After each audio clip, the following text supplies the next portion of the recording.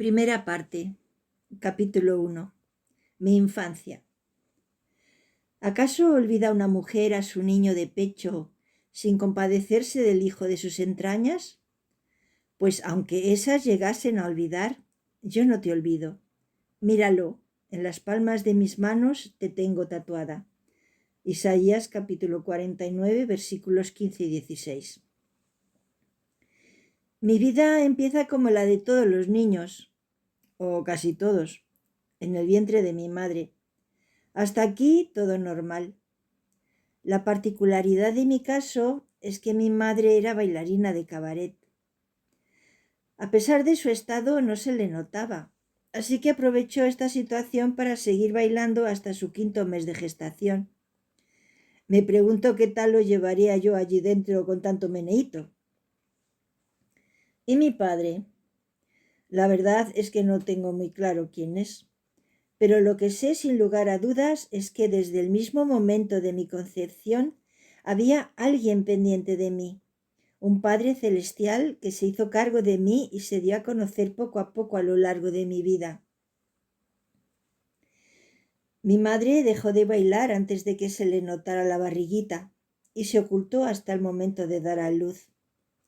En esa época, los años 50, la sociedad española despreciaba a las madres solteras, sobre todo si eran cabareteras.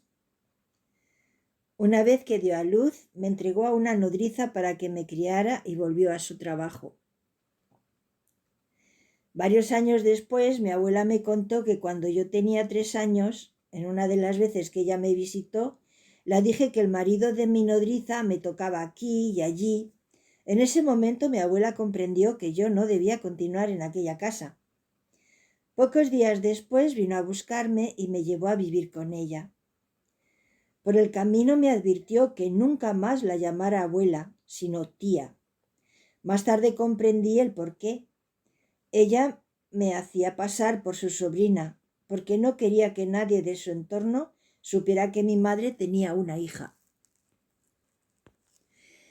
Mi abuela no era mala persona, pero estaba amargada. Se casó 2 veces y las 2 enviudó, quedándose con 2 hijos, mi tío y mi madre, cada uno de un marido distinto. El padre de mi tío no sé quién era ni en qué trabajaba. Mi abuelo materno era guardia civil y lo mataron en la Guerra Civil de España. Fueron unos tiempos muy difíciles para mi abuela, que por aquel entonces vivía en Alicante. Un día cogió a sus hijos y se vino a Madrid. Aquí vivía su cuñada, la hermana de su recién fallecido marido, y se quedó a vivir con ella. Mi tía abuela era la dueña del Hotel Europa, que aún se encuentra en la entrada de la calle del Carmen, en la Puerta del Sol de Madrid. Tanto mi tío como mi madre se criaron en ese hotel, y cuando mi abuela me recogió, también fue mi hogar. El apartamento se encontraba en el último piso del hotel y se componía de 2 habitaciones, un salón, una cocina con un fogón grande de carbón, un cuarto de baño y un servicio por cuya ventana se podía acceder sin ningún esfuerzo al tejado. Antes de que yo entrase a formar parte de la vida de mi abuela, ella llevaba varios años sola. Mi tío era bailarín de flamenco y pasaba casi todo el año de gira con su compañía y mi madre, por otra parte, pues también viajaba mucho a causa de su trabajo. Mi abuela apenas veía a sus hijos y ahora, para colmo de males, se encontraba cargando con una mocosa de 3 años. Ni siquiera podía sentirse orgullosa de ser abuela, y menos aún presumir de ello, por miedo a las habladurías y a estropear la reputación de la familia. Había días en que me llevaba a pasear por la Gran Vía, otros me llevaba al cine, a jugar en los jardines de Palacio de Oriente o a la Plaza de España. Allí encontraba compañeras y compañeros de juegos. Entre ellos había un niño, hijo de un personaje famoso, que se pasaba el tiempo tirando a las chicas de las trenzas y peleándose con los chicos. Cuando fui mayorcita, mi abuela me llevaba a ver las corridas de toros a las ventas, pero yo pasaba todo el tiempo llorando, porque no quería que le hiciesen daño al toro ni que lo matasen. Esta es la parte amable de mi abuela, pero la mayoría del tiempo lo pasaba blasfemando, hablando pestes sobre los curas y las monjas, pegándome, maldiciendo el día en que nací y diciéndome cosas como: el día en que naciste tu madre tenía que haberte echado al río Manzanares. Y también: la comida que te doy se la tendría que echar a los cerdos, al menos de ellos se saca provecho. Al principio yo era muy pequeña para entender lo que quería decir, aunque me imaginaba que no era nada bueno, pero se las oí repetir tantas veces y a lo largo de tantos años que acabaron por hacer mella en mi carácter y personalidad. Recuerdo la cantidad de veces que me pegaba con el palo de la escoba o con la fusta, por cualquier pretexto, por insignificante que fuera. Nunca podía razonar con ella. Enseguida decía que era una respondona y echaba mano de la escoba. Lo pintoresco de esa situación era que nos trataba por igual al gato que a mí. Cuando veíamos que iba a buscar la escoba, tanto él como yo salíamos despavoridos a escondernos debajo de la cama o en cualquier otro sitio, para que no nos encontrara. Ella pasaba el palo por debajo, y entonces el gato bufando por un lado y yo gritando por otro, salíamos a todo correr sin habernos librado antes de algún que otro estacazo. Esta situación solo acabó el día en que me defendí de los ataques de la escoba, sujetándola con todas mis fuerzas. Desde entonces, la escoba volvió a ocuparse exclusivamente de las tareas domésticas, y de vez en cuando se entretenía persiguiendo al gato, porque los bufidos y los pelos erizados no daban resultado con semejante contrincante. Cuando se rebelaba contra el objeto, mi abuela le perseguía con más ahínco, y además de recibir ración doble de palos, le castigaba sin comer. Menos mal que me tenía a mí para llevarle a escondidas parte de mi comida, pues no podía dejar de solidarizarme con mi compañero de desventuras. Él y yo éramos inseparables, lo compartíamos todo: juegos, comida, cama e incluso los paseos. Cuando salía por la ventana del servicio para ir por los tejados de la vecindad, yo iba tras él gateando por encima de las tejas y me asomaba a los patios interiores desde un sexto piso. Nunca tuve miedo ni vértigo. Estoy segura de que una mano invisible me sujetaba, pero no sé lo que me hubiera hecho mi abuela si llega a enterarse de mis excursiones por los tejados. A lo largo de esta etapa de mi vida no me acuerdo de haber visto a mi madre. Muy de tarde en tarde y por Navidad, mi abuela recibía una postal con dinero escondido dentro. Unas veces era de mi madre y otras de mi tío. Cuando le preguntaba a mi abuela por mi madre, ella me decía que era una gran bailarina de ballet clásico y que tenía que viajar por el mundo entero. Al menos eso fue lo que creí durante muchos años. Supe del verdadero oficio de mi madre a la edad de 39 años, cuando mi supuesto padre me lo reveló. A partir de ahí pude comprender el sentido de ciertas fotos y ropas que había encontrado en un viejo y gran baúl en casa de mi abuela. Capítulo 2. La escuela de la parroquia. Si mi padre y mi madre me abandonan, Yahvé me acogerá. Salmos 27 o 26, versículo 10. Al cumplir los 6 años entré en la escuela de la parroquia, la cual estaba en la misma calle donde vivía.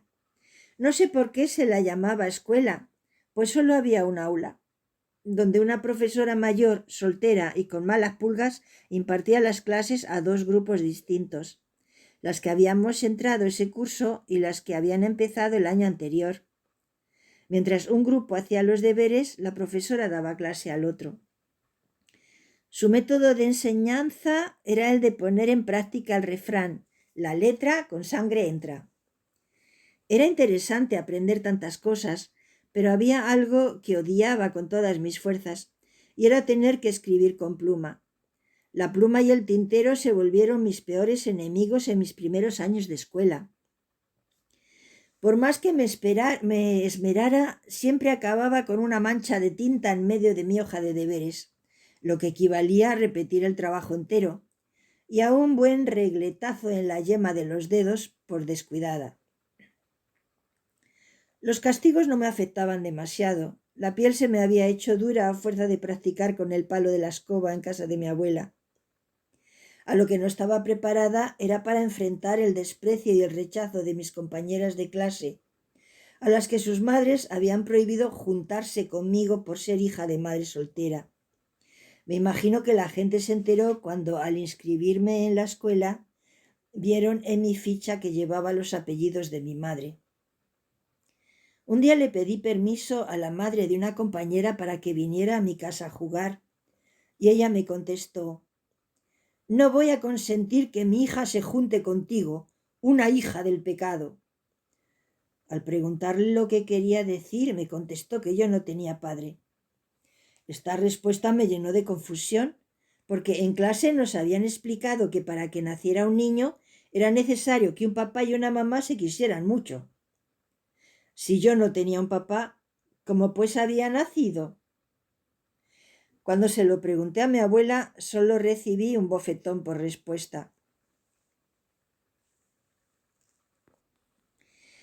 Como nadie quería ser mi amiga, mi vida consistía en ir de casa a la escuela y de la escuela a casa.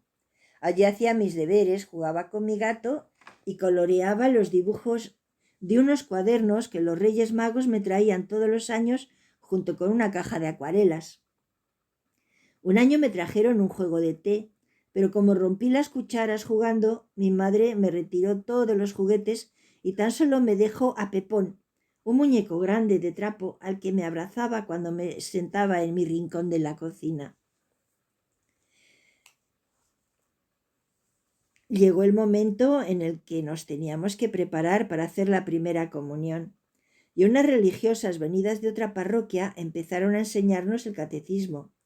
Nos contaban la vida de Jesús y de algunos santos, y también nos enseñaban a rezar. En la escuela la profesora nos había enseñado ya algunas cosas, y el párroco venía una vez a la semana a darnos clase de religión, pero a mí me gustaba más cómo enseñaban ellas. A estas religiosas no les importaba que yo no tuviera un papá, y me trataban igual que a mis compañeras.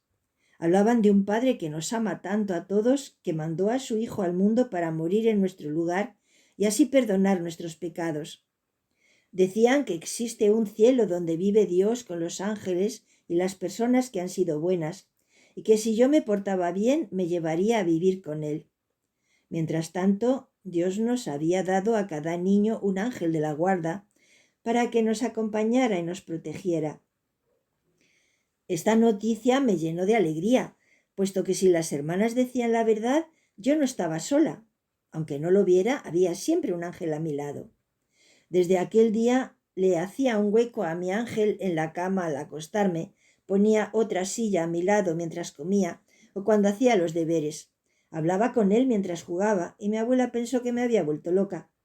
Cuando comenté a las religiosas lo que hacía, me explicaron que los ángeles nunca se cansan y que no era necesario hacerles sitio, puesto que eran espíritus y no ocupaban espacio. En mi casa nunca había oído hablar de estas cosas. Mi abuela solo mencionaba a Dios para maldecirlo, y si le preguntaba por él, me contestaba que era una invención de los curas y de las monjas para meternos miedo y sacarnos los cuartos. Menuda contradicción, ¿verdad? A pesar de que en casa nadie creía en Dios, o al menos eso parecía, mi madre, antes de desentenderse de mí, se tomó la molestia de bautizarme, y gracias a ese acto yo podía prepararme para hacer mi primera comunión. Supongo que para mi familia era simplemente una forma de cumplir con la tradición, con la sociedad, o vete tú a saber con qué.